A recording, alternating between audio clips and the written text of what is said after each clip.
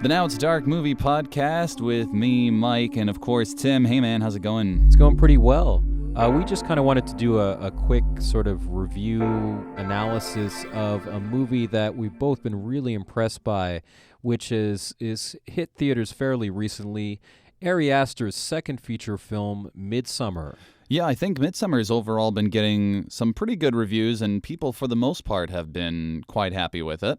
And I think what's great about the film is it's kind of just dominated conversations a lot. People have talked a lot about it, even if it isn't the biggest film at the box office or, isn't going to win a ton of awards. Much like his first feature, Hereditary, Midsummer is kind of capturing a lot of people's imagination and getting a lot of people talking. And so I thought it'd be nice to kind of give some thoughts on the movie and also kind of try to delve into what makes Ari Aster such an interesting director, because I think he is one of the most interesting new auteurs working today. Yeah, because you liked Hereditary, right? I liked Hereditary a lot. Yeah, I know we were both really fond of Hereditary, and we both saw Midsummer together. Right. Just last week. Right. And we were both really happy with how it turned out. Ari Aster so far is a guy whose career I'm really looking forward to. So let's talk a little bit about what made Midsummer such a success. Fair warning, everybody, we will be spoiling parts of Midsummer, so if you haven't seen it, go check that out and then come back. Well, I think he's taking a lot of familiar elements, first off. I mean, there's a lot that's taken from the kind of folk horror genre. Ari Aster himself is a self-described cinephile, so obviously you're getting, The Wicker Man, but he's also mentioned movies like The Color of Pomegranates and, Modern Romance, the Albert Brooks kind of breakup movie, as, key influences for this. He also drew in a lot of Swedish folklore and other traditions.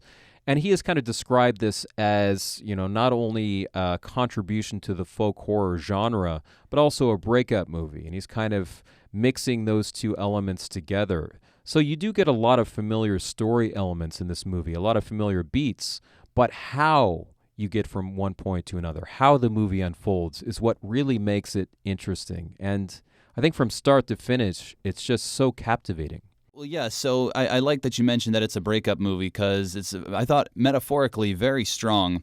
It's Florence Pugh who's starring as a young woman who is kind of going through a rocky time with her boyfriend, and then some family tragedy strikes, and so she joins her boyfriend and his buddies on a trip to a Midsummer festival out in Sweden, and things get incredibly grim and incredibly bleak from there on out.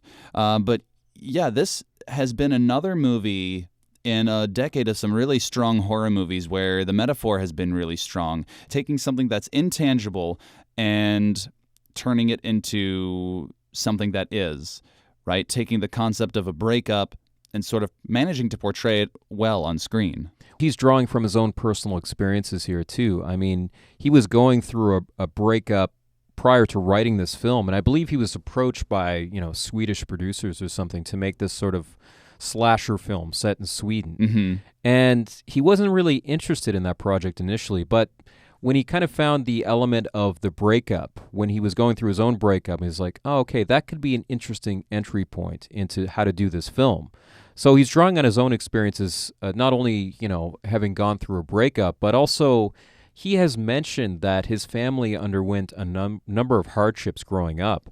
And so I think he is really keyed into the idea of sort of like family tragedy, trauma, and things like that. Whereas Hereditary is more of a family tragedy movie, Midsummer picks off with, a key sort of event, a family tragedy, but then kind of focuses more on the personal and relationship aspect of that, both with Danny's own sort of method of grieving and getting over it, but also her, sort of rocky relationship with her boyfriend Christian, played by Jack Rayner.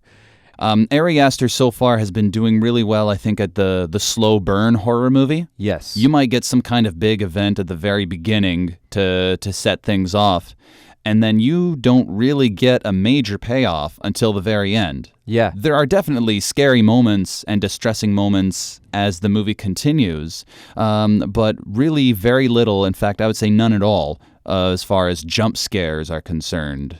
No, that's things right. like that. And so he's really doing a lot to build atmosphere, to build tension and dread. Yeah. And I think he really incorporates terror and horror together very well.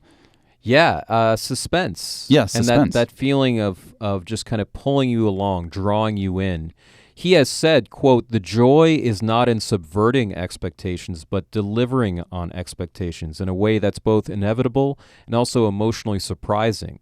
And I think you definitely see that in Midsummer, where, there's a lot of familiar story beats, but you're sucked into the movie because of how, all-encompassing the atmosphere is, by how sort of compelling the emotional journey of these characters is. Yeah, I think, regardless of the plot, because you mentioned all of these influences, like The Wicker Man and The Color of Pomegranates. As far as plot is concerned, I don't really care that he's borrowing from all sorts of different movies and he's borrowing beats from different movies. Right. Because of everything that Ari Aster is doing well, with suspense and tension and the characters interacting with each other. I don't really care. Right, and he's become really good at just using different cinematic techniques to sort of pull you in. I mean, a couple things that I notice. He's really good at using long takes. Yeah. And there's some really awesome long takes in Midsummer. There's a great scene early on where, Christian, Danny's boyfriend, has kind of just told her that he's going to Sweden and he's leaving and he's already booked a plane ticket. And she kind of, manages to, I guess, convince him, or he asks her out of politeness or a sense of obligation, like, "Do you want to come?" And she ends up coming, unbeknownst to his friends, who have kind of planned this trip there. It's supposed to be an all-guys sort of trip, maybe meet some girls or something like that. So that first scene when Danny comes over to meet Christian's friends and she lets them know that she's coming too, it's incredibly awkward. And, Ari Aster plays this perfectly by having this long take where you see all the characters kind of sitting down. You see Christian and Danny reflected in the mirror. And by just kind of dwelling in this moment, by having this long take where you're just kind of looking at all the characters' faces to kind of see their awkward reactions to this, it really kind of lets the awkwardness of that moment breathe and just kind of you get the full extent of that feeling. Another cool thing that I've noticed he does a lot is these kind of like interesting cuts, these interesting edits where, like, for example, Florence Pugh will walk into the bathroom, and then we cut to her in the bathroom of an airplane on the way to Sweden, where it's kind of like what would you call that? Like a match cut or a jump cut, match cut, something like that, where it really is disorienting, because they're so well done and so kind of like jarring in some ways. Yeah, a little dreamlike in that way, and you don't really know or remember how you got there. Yes. But, and also just practically a very good way to just move the plot along. Exactly. A very good way to just keep the movie going. Also, I mean, there's a great shot early on when they're driving into kind of a fictional Swedish place called Haga. And when they're driving into there, the camera just, turns 180 degrees upside down, where you're kind of driving along this road, but the image is flipped over. And it was just such a cool but very unsettling sort of camera trick that he does there. And the movie's full of those things where it's like, okay, I know what sort of place they're going to. I kind of have an idea of what's going to happen.